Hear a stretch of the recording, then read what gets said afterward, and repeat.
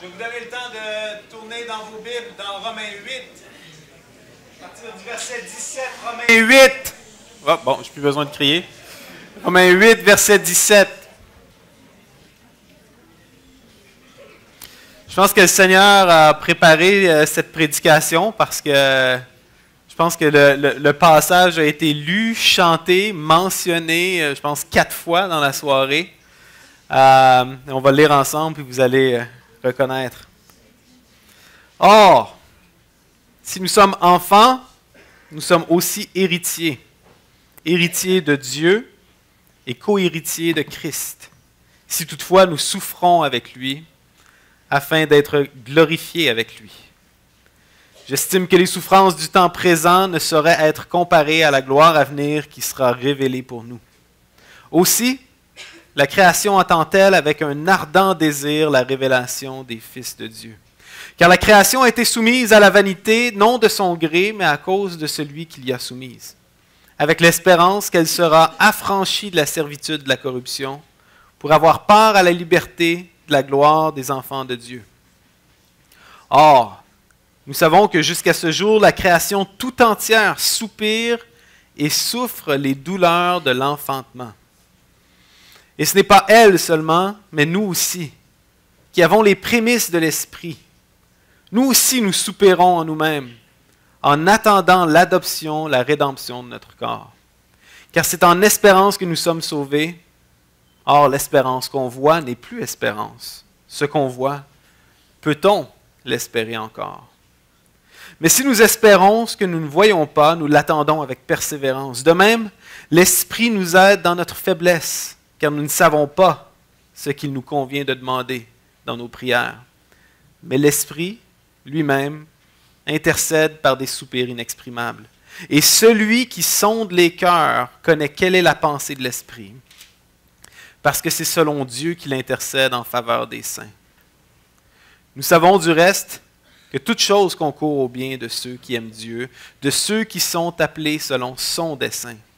Car ceux qu'il a connus d'avance, il les a aussi prédestinés à être semblables à l'image de son Fils, afin que son Fils fût le premier-né entre plusieurs frères. Et ceux qu'il a prédestinés, il les a aussi appelés. Et ceux qu'il a appelés, il les a aussi justifiés. Et ceux qu'il a justifiés, il les a aussi glorifiés. Que dirons-nous à l'égard de ces choses?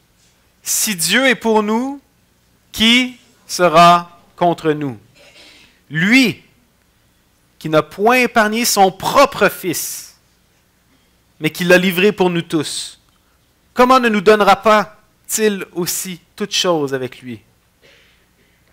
Qui accusera les élus de Dieu? C'est Dieu qui justifie. Qui les condamnera? Christ est mort, bien plus. Il est ressuscité, il est à la droite de Dieu et il intercède pour nous. Qui nous séparera de l'amour de Dieu? Sera-ce la tribulation, ou l'angoisse, ou la persécution, ou la faim, ou la nudité, ou le péril, ou l'épée? Selon ce qu'il est écrit, c'est à cause de toi qu'on nous met à mort tout le jour, qu'on nous regarde comme des brebis destinées à la boucherie. Mais dans toutes ces choses, nous sommes plus que vainqueurs par celui qui nous a aimés. Car j'ai l'assurance que ni la mort, ni la vie, ni les anges, ni les dominations, ni les choses présentes, ni les choses à venir, ni les puissances, ni la hauteur, ni la profondeur, ni aucune autre créature ne pourra nous séparer de l'amour de Dieu manifesté en Jésus-Christ, notre Seigneur. C'est la parole du Seigneur. Nous prions.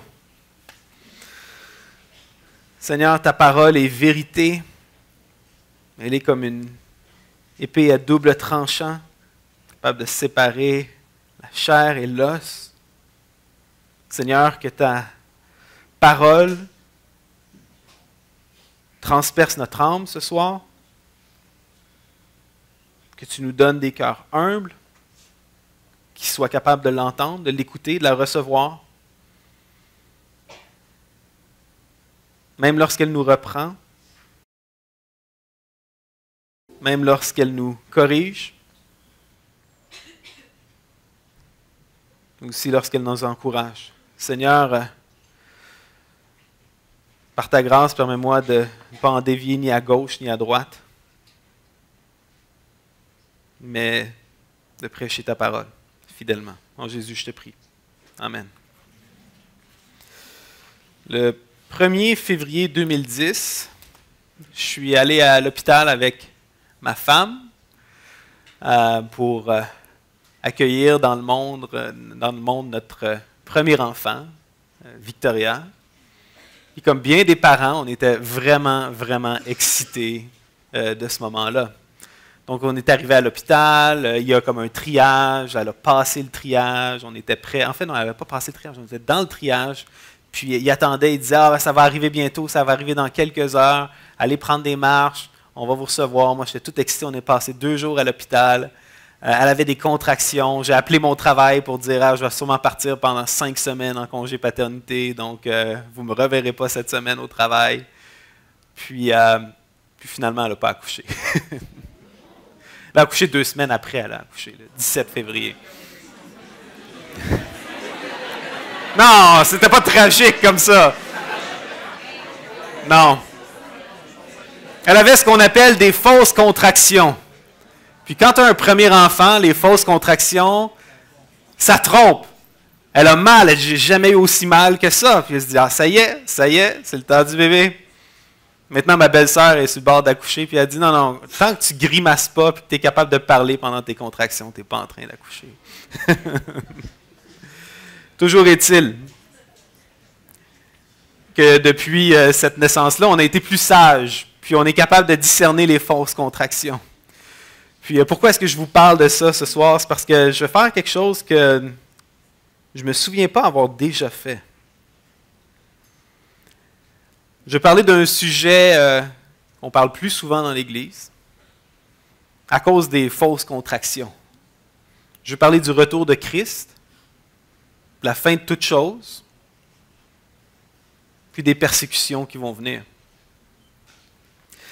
C'est un sujet qu'on évite parce que, à travers l'histoire, on a tellement souvent dit que ça y est, maintenant c'est le temps. Et quand j'étais jeune, il y avait un livre qui circulait, qui était très populaire, qui disait 88 raisons pourquoi la fin du monde va avoir lieu en 1988. Puis nous voilà aujourd'hui en 2019. Mais de l'autre côté, dès le Nouveau Testament, tous les croyants sont invités à lever les yeux vers le ciel, puis d'attendre avec espérance le jour où Christ va revenir, puis rendre toutes choses nouvelles. Je suis content de voir comment les chants puis les exhortations ont préparé vraiment le passage de ce soir. Je pense que ça me donne la confiance pour vous prêcher ce message-là à vous qui êtes une génération spéciale. Vous êtes une génération spéciale. Je pense que vous êtes la première génération depuis très longtemps pour laquelle il y a un consensus que les choses vont être pires que pour la génération précédente. Que ce soit au niveau de l'environnement, au niveau de la foi, fort probablement, vous ne jouirez pas des mêmes libertés que vos parents et vos grands-parents. Vous ne jouirez pas de la même prospérité qu'eux. On a beau chanter sur persévérer dans l'épreuve, mais vous risquez d'être une génération qui va chanter ces chants-là dans un tout autre contexte que les générations précédentes.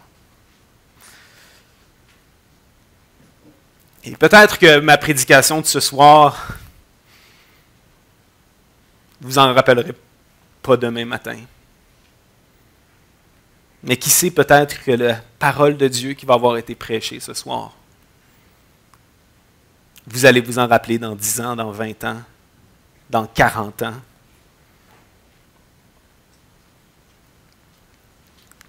Quand vous allez douter de la victoire. Quand vous allez douter, peut-être, de l'amour de Christ? La parole de Dieu nous rappelle ce soir que rien ne peut nous séparer de cet amour-là. Le journal britannique The Guardian, cette semaine, annonçait un changement de terminologie par rapport à l'environnement. C'est très intéressant. Quand un journal comme le Guardian change la manière de décrire les choses, normalement, la plupart des journaux vont suivre. Ça a eu lieu, vous avez remarqué, il y a quelques années, on parlait d'immigrants illégaux. Maintenant, on ne parle plus d'immigrants illégaux. Des gens ne peuvent pas être illégaux et tout le langage change. Et maintenant, on est en train de dire, on ne parle plus de changement climatique, mais on parle de crise climatique. On ne parle plus de global warming, qui est comme le réchauffement. En français, on n'a pas cette nuance-là, réchauffement planétaire, mais en anglais, on parle de global heating, de surchauffe planétaire.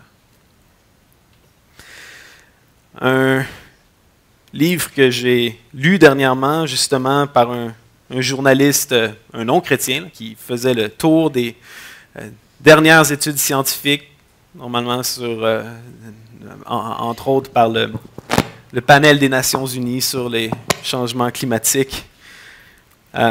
L'entête du livre commençait par « Je vous le promets, c'est pire que vous le croyez ».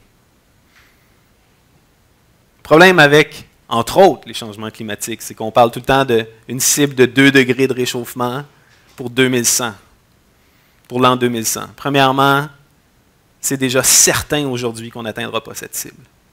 Donc on s'enligne pour dépasser 4 degrés. Le 2 degrés, c'est la ligne catastrophique, selon les scientifiques. Et que ça ne sera pas en 2100. Que déjà, ça va continuer à chauffer après. Puis que déjà, les conséquences se font déjà sentir aujourd'hui. En fait, une image que cet auteur-là utilise, sans peut-être même avoir lu la Bible, il dit c'est comme un accouchement. Ce n'est pas une question de est-ce qu'il va y avoir du réchauffement ou pas, est-ce qu'il va y avoir une crise climatique ou pas, est-ce qu'il va y avoir une crise politique ou pas. C'est plutôt qu'il va y en avoir de plus en plus de petites crises, de plus en plus grosses et de plus en plus rapprochées. Comme un accouchement. Question d'intensité. Déjà, il disait que les ouragans de catégorie 5 qui sont supposés avoir lieu une fois aux 100 ans, la Floride a été frappée par 3 de ces ouragans depuis 5 ans. On parle de plus d'une saison d'ouragans, mais juste d'une situation où il y a des ouragans l'année longue. On parle d'une hausse des niveaux de la mer de près de 2 mètres d'ici la fin du siècle. Des régions entières de Floride, du Mississippi, qui seront inhabitables. Déjà l'été dernier, les vagues de chaleur qui ont frappé le Moyen-Orient ont amené la température à plus de 50 degrés Celsius. Il y a des régions entières où il y a des centaines de millions de personnes qui ne seront plus habitables d'ici la moitié du siècle. La crise de réfugiés qu'on a connue en 2015, où l'Europe a reçu 1 million de réfugiés, va être rien, mais rien à comparer à ce qui s'en vient. Et c'est votre génération. C'est votre génération qui allait devoir faire face à cela.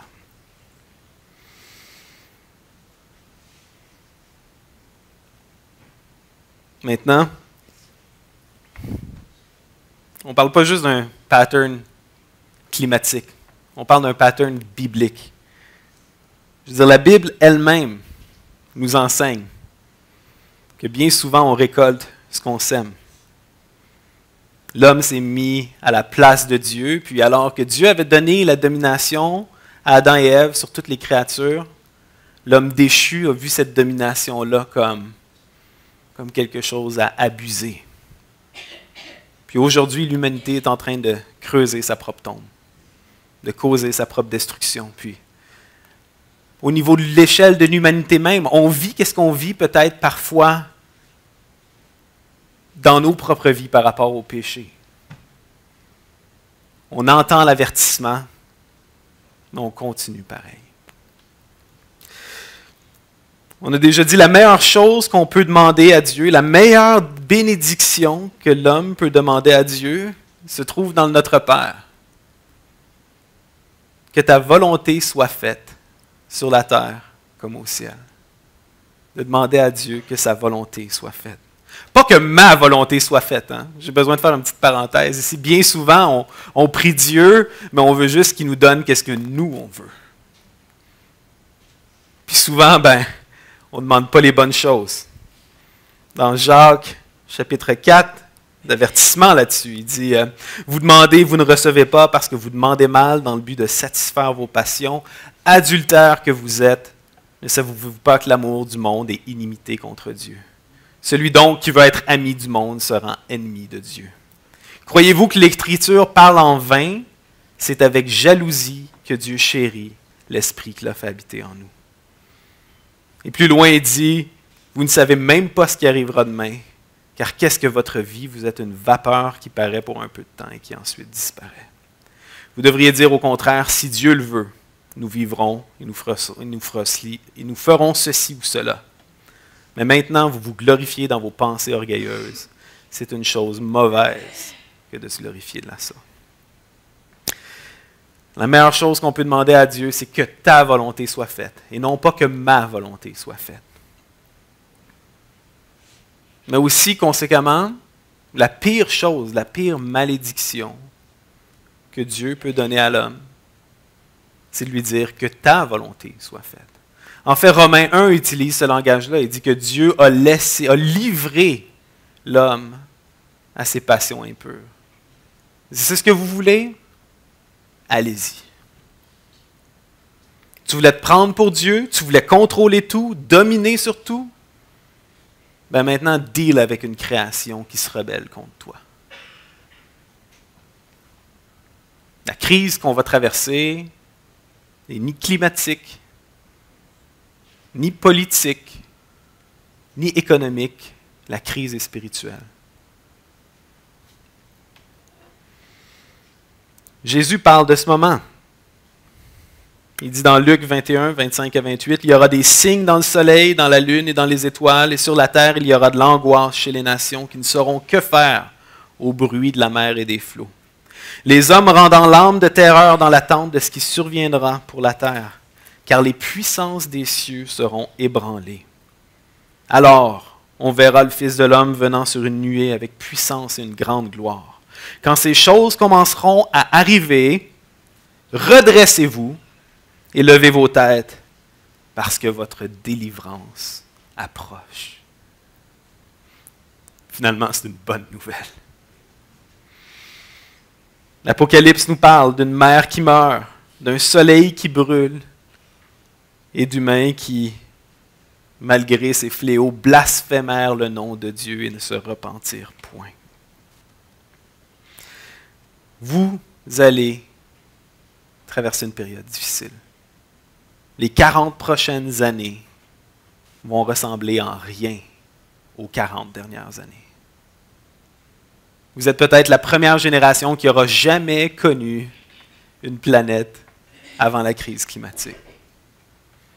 Vous êtes une génération qui n'a jamais connu le monde d'avant. Mais le pire, c'est que vous traversez cette période-là au moment même où les structures qui tenaient la société ensemble sont en train de s'effondrer. Il y a une crise au niveau de la foi. Les églises se vident. Les familles se brisent. En fait, ils se forment souvent même plus. Des catégories simples, comme qu'est-ce qu'un homme, qu'est-ce qu'une femme, sont remises en question puis rejetées. On a à la fois une pression de plus en plus forte, puis une société de plus en plus fragile. Et vous le vivrez. Et vous aurez besoin d'être solidement ancré en Jésus-Christ pour le traverser. Je vais retourner sur le thème de faire une différence dans le monde. On avait parlé de faire une différence dans le monde avec Dieu, puis avoir la persévérance dans l'épreuve avec Dieu. Puis je pense que la persévérance va être la manière que vous allez faire une différence dans le monde. Romains 8, le passage qu'on a lu, nous décrit un monde qui souffre, un monde qui va vous faire souffrir, mais un monde mais malgré tout, un Dieu qui va être avec vous à travers la souffrance. Un monde qui souffre. Verset 18, Paul dit « J'estime que les souffrances du temps présent ne sauraient être comparées à la gloire à venir qui sera révélée pour nous. Aussi, la création attend-elle avec un ardent désir la révélation des fils de Dieu. Car la création a été soumise à la vanité, non de son gré, mais à cause de celui qui l'y a soumise, avec l'espérance qu'elle sera affranchie de la servitude de la corruption, pour avoir part à la liberté de la gloire des enfants de Dieu. Or, nous savons jusqu'à ce jour la création entière soupire et souffre des douleurs de l'enfantement. » La création souffre. Elle a été soumise à cette souffrance-là. Elle a été soumise à la vanité de l'homme. Mais le passage nous dit que la création entière, le cosmos entier, attend le jour de notre adoption, attend le jour où la gloire va être révélée pour nous. Malgré tout, la création souffre aujourd'hui les douleurs de l'enfantement. Ces douleurs-là qui sont de plus en plus fortes, de plus en plus rapprochées, mais au bout desquelles il y a une joie qui est incomparable. Vous allez être dans un monde qui va vous faire souffrir. Le passage nous dit, ce n'est pas elle seulement, ce n'est pas la création seulement qui souffre, mais le peuple de Dieu qui souffre. Nous qui avons les prémices de l'Esprit, ça veut dire, c'est comme la prémisse, c'est comme le down payment, le dépôt, parce que Dieu nous a donné son Esprit en nous. C'est la garantie qui va nous adopter, puis va nous racheter complètement. Donc, on soupire en nous-mêmes en attendant l'adoption, la rédemption de notre corps. On soupire, on reconnaît que le monde dans lequel on est, ce n'est pas le monde tel que Dieu le veut. On reconnaît que quand on souffre, quand on est tenté, quand on est persécuté, quand on lutte avec le péché, avec l'angoisse, avec le découragement, avec la tentation, on reconnaît que ça, ce n'est pas notre destination finale.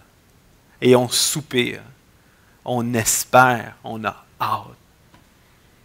On a hâte d'être racheté de ce monde de souffrance-là. Et donc, qu'est-ce qu'on fait? On attend. On attend longtemps. On attend quoi? On attend notre adoption. On attend la rédemption, le rachat de notre corps, le jour où on ne sera plus soumis au mal. On ne sera plus dans la présence du péché. Et qu'est-ce qu'on fait? On persévère. On persévère en espérance. Parce que l'espérance, c'est pas d'avoir qu'est-ce que tu as. Hein? Je ne sais pas si vous... c'est sûr que vous attendez souvent Noël. Hein? Quand on est enfant, on attend Noël, on attend nos cadeaux de Noël. Puis je ne sais pas si vous avez des parents cruels qui emballent les cadeaux d'avance puis qui les déposent au pied de l'arbre. Ouais, ça vous arrive. Hein? Je me souviens, le feeling enfant, on dirait c'est pire quand tu vois le cadeau, mais tu ne vois pas qu'est-ce qu'il y a dedans. Hein? Là, tu le bouges, puis tu essaies de deviner. Puis...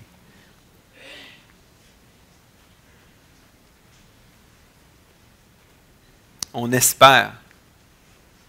On sait, parce que Dieu nous l'a promis. Mais quand on regarde le monde autour de nous, on ne voit pas encore la rédemption de la création. Au contraire, on voit sa destruction. On ne voit pas encore la rédemption de notre corps. Parce qu'on souffre, parce qu'on est malade, parce qu'on meurt. Mais on l'espère. Puis l'espérer dans la souffrance, c'est ça, la persévérance.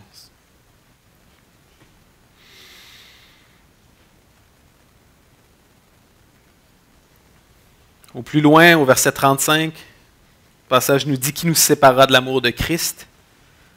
Non pas qui va nous séparer de notre amour pour Christ, mais qui va nous séparer de l'amour de Christ pour nous. Est-ce que ça va être la tribulation, ou l'angoisse, ou la persécution, ou la faim, ou la nudité, ou le péril, ou l'épée? Selon qu'il est écrit, c'est à cause de toi qu'on nous met à mort tout le jour, qu'on nous regarde comme des brebis destinées à la boucherie. Sermon sur la montagne, Jésus nous a dit « Heureux ceux qui sont persécutés à cause de mon nom. » Dans un monde de plus en plus hostile à la foi, le passage nous montre un buffet ou une variété de manières d'être persécuté. La tribulation, l'angoisse, la peur, la persécution, la moquerie, hein?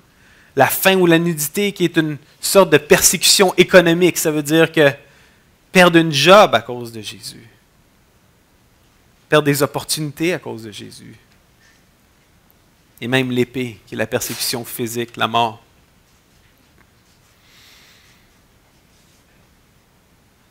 À cause du nom de Jésus. Qu'est-ce que ça veut dire, ça?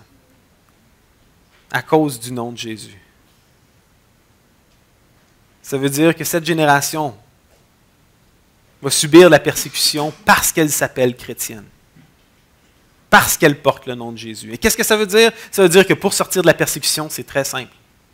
Très, très, très, très simple. Tu as juste à renier le nom de Jésus. Tu as juste à ne pas t'afficher comme chrétien. Tu as juste à te détourner de lui. Et ça, c'est la tentation. Ça, c'est dur. Le jour qu'on va dire, ben, tu peux avoir une promotion, mais toutes tes affaires de Jésus, puis on sait que tu crois telle ou telle chose. Tu crois vraiment telle ou telle chose parce qu'on ne peut pas te donner ce job-là si tu crois telle ou telle chose.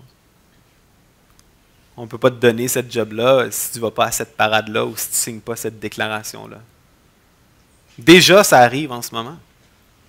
Déjà, il y a des programmes du gouvernement auxquels les églises n'ont plus accès parce qu'ils ne sont pas prêtes à signer, qui sont d'accord avec la morale sexuelle de notre État.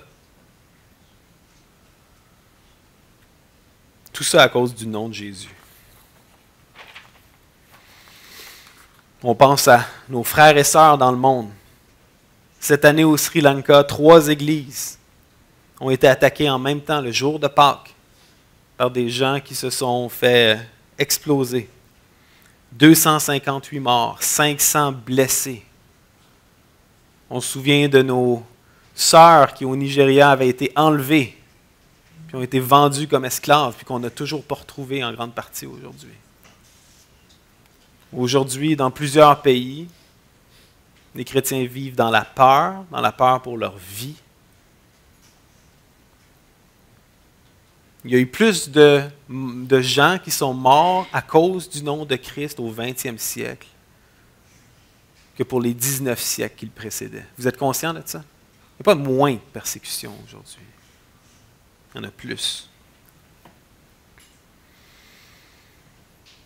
Mais dans toutes ces choses, hein, quand on chantait tantôt qu'on est conquérant, c'est vraiment au verset 37 ici. On n'est pas conquérant dans le sens qu'on a du succès dans nos affaires, ou on a du succès dans la vie, où on prospère. Non, dans toutes ces choses, c'est quoi ces choses? C'est dans la tribulation, c'est dans l'angoisse, c'est dans la nudité. C'est dans l'épée, on est plus que vainqueur. Plus que vainqueur ou plus que conquérant. Un terme peut vouloir dire les deux. À cause de qui? Pas à cause de nous, pas à cause de notre persévérance, pas à cause de notre force, mais à cause de celui qui nous a aimés. Donc oui, on est dans un monde qui souffre, mais ces souffrances-là ne sont rien parce que Dieu ne nous laisse pas seuls. Dieu d'abord nous réconforte par son Saint-Esprit. Un de mes passages préférés ici. Surtout quand j'arrive à des moments de ma vie où je suis tellement découragé que je ne sais même plus comment prier. Je ne sais pas si ça vous est déjà arrivé à ça. Hein? Tu arrives devant Dieu et tu es comme Dieu. Je ne sais même pas quoi te dire. Je ne sais même pas comment te le dire. Mais Dieu. Amen. C'est... Hein? Ça vous est déjà arrivé, vous savez, cette prière-là, hein? Ouais. De même aussi, l'Esprit nous aide dans notre faiblesse. Dieu reconnaît qu'on est capable d'être faible. Parce qu'on ne sait même pas ce qui convient de lui demander dans nos prières. On ne sait même pas, on est cave des fois. Hein? On prie pour un bon résultat à l'examen, on prie pour une blonde ou un chum, ou pour une promotion, ou pour quoi que ce soit. Puis Dieu est comme, non, tu pries pour ça, mais tu as besoin de patience, tu as besoin de développer ton caractère, puis pour ça, je vais te donner des épreuves. Merci, bonne soirée.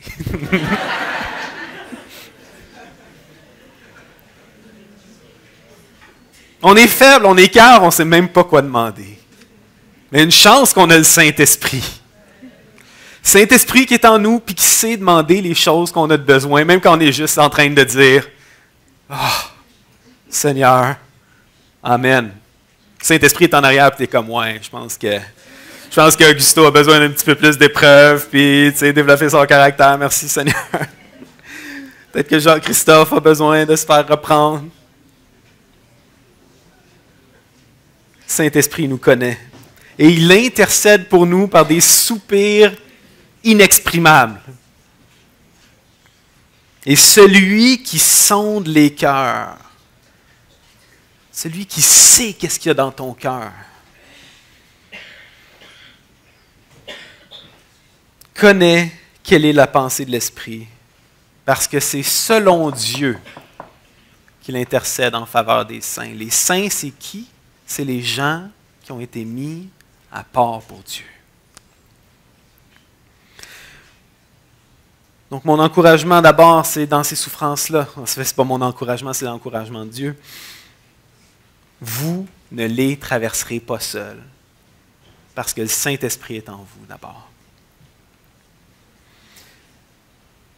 Puis ces souffrances-là, vous saurez les traverser parce que Dieu vous tient solidement, mais solidement dans sa main.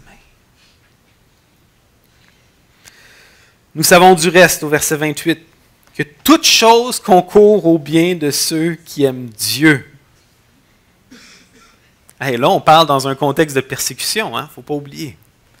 Que toute chose concourt au bien de ceux qui aiment Dieu, de ceux qui sont appelés selon son dessein, car ceux qu'il a connus d'avance, il les a aussi prédestinés à être semblables à l'image de son Fils, afin que son Fils fût le premier-né entre plusieurs frères.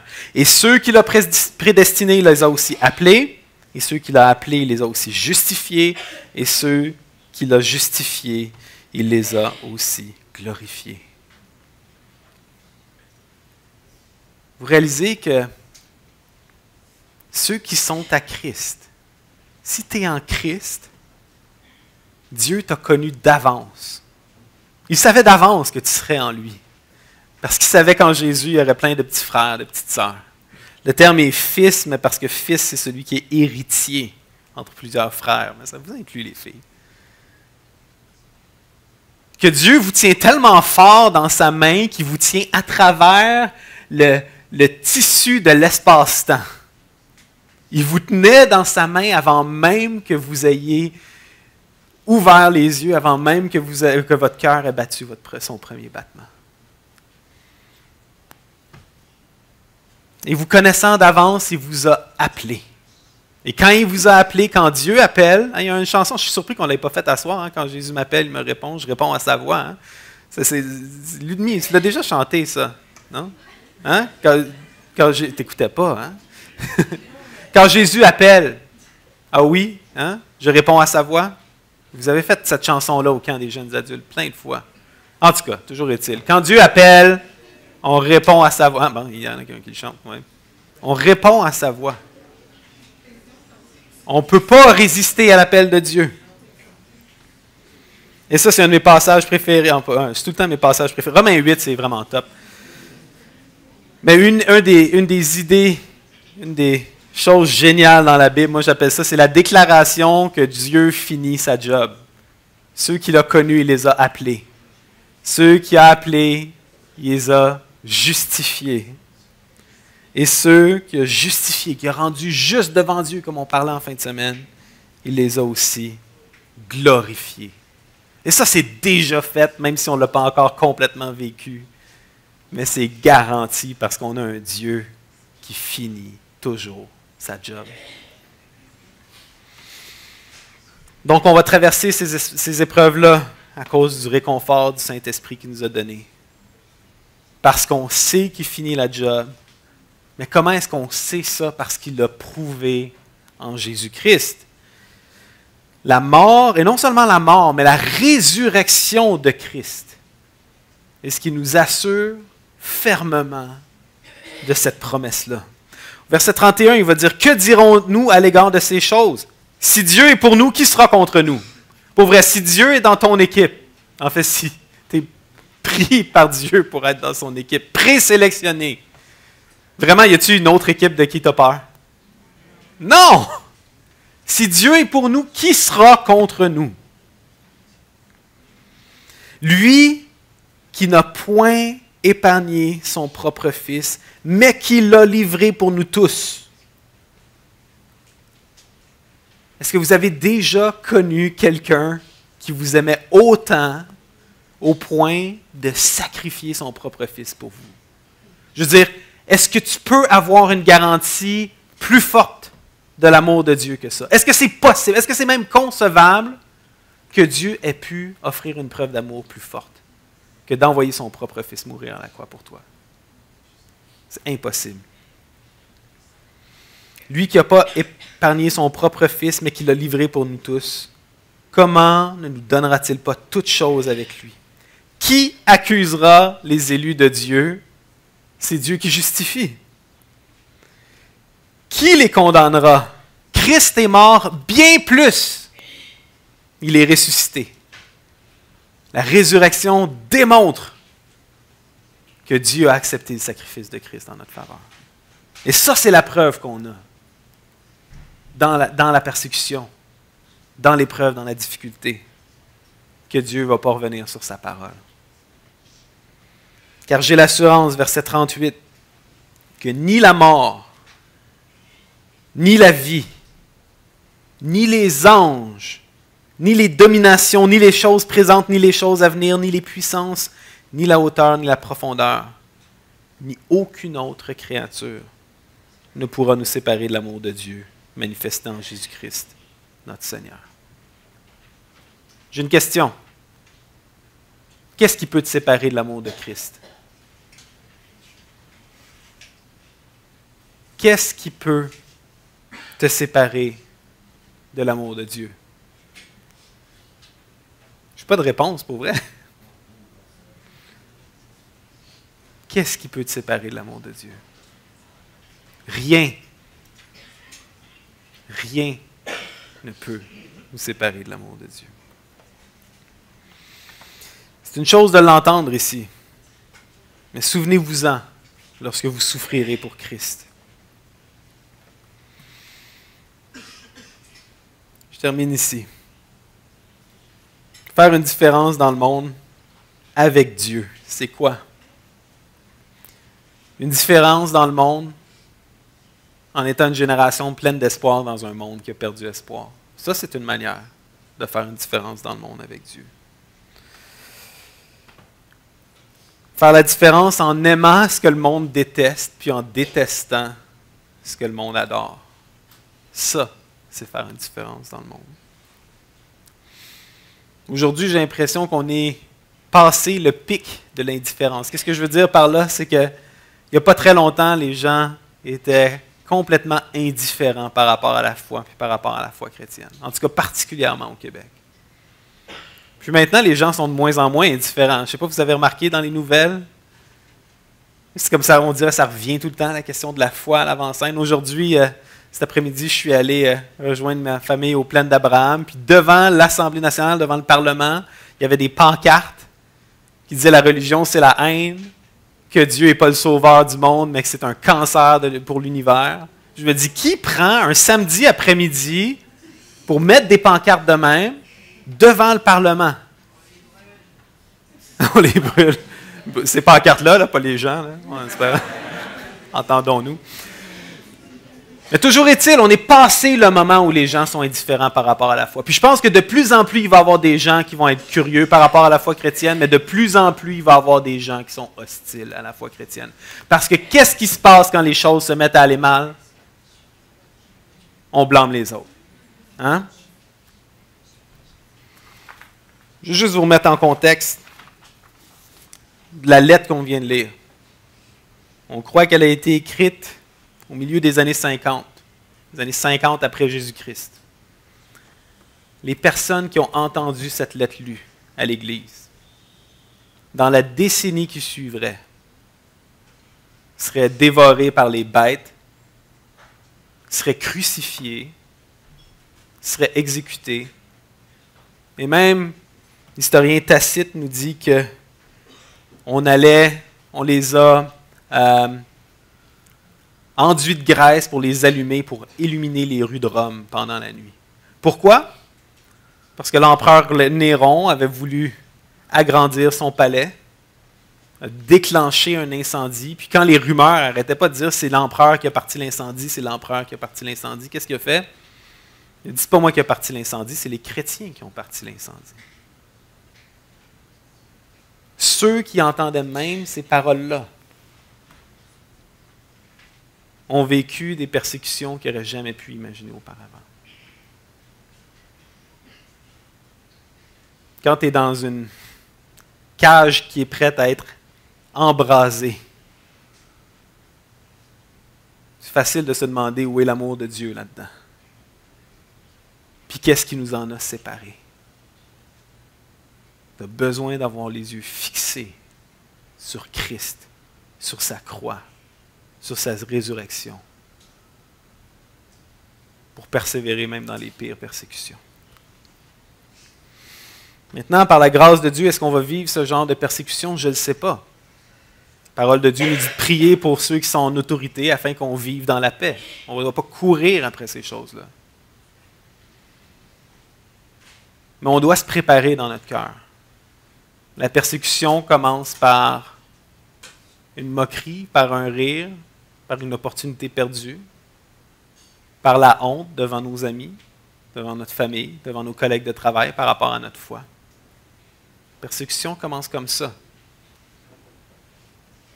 Est-ce que ta foi dans l'Évangile, est-ce que ton assurance de l'amour de Dieu est assez forte pour te permettre de résister? La seule solution, c'est d'être en Christ. C'est d'être en Christ. Prions. Seigneur, on reconnaît notre vulnérabilité puis notre faiblesse. On reconnaît que bien souvent, on est faible. Bien souvent, on ne sait même pas quoi te demander puis comment te le demander. Mais on reconnaît que tu as mis ton Saint-Esprit en nous. Que malgré cette faiblesse, Seigneur, tu sais qu'est-ce qui est bon pour nous. Tu sais nous accorder qu'est-ce que ton Saint-Esprit demande en notre faveur. Même si ces choses-là, des fois, sont des épreuves, sont des persécutions, sont des difficultés. Seigneur, je vais te prier pour cette génération ici ce soir, pour ces jeunes. Je sais qu'il y en a qui ont décidé de te suivre, qu'il y en a qui t'ont donné leur vie, qu'il y en a qui hésitent, qu'il y en a qui refusent, et qu'il y en a qui se créent l'illusion qu'ils l'ont faite alors qu'au fond de leur cœur, toi qui sondes les cœurs, tu sais que ce n'est pas le cas. Seigneur, ma prière par ton Saint-Esprit, c'est que ceux que tu as connus d'avance, Seigneur, que tu les appelles, que tu les justifies, que tu les glorifies, puis que tu les rendes capables de persévérer à travers ces épreuves-là. Seigneur, fais d'eux des lumières dans un monde de ténèbres. Fais d'eux des ambassadeurs dans un monde en rébellion contre toi. Et permets-leur de garder l'espoir jusqu'à la toute fin, de lever les yeux vers le ciel, d'où tu vas revenir, pour rendre toutes choses nouvelles. En Jésus, on te prie. Amen.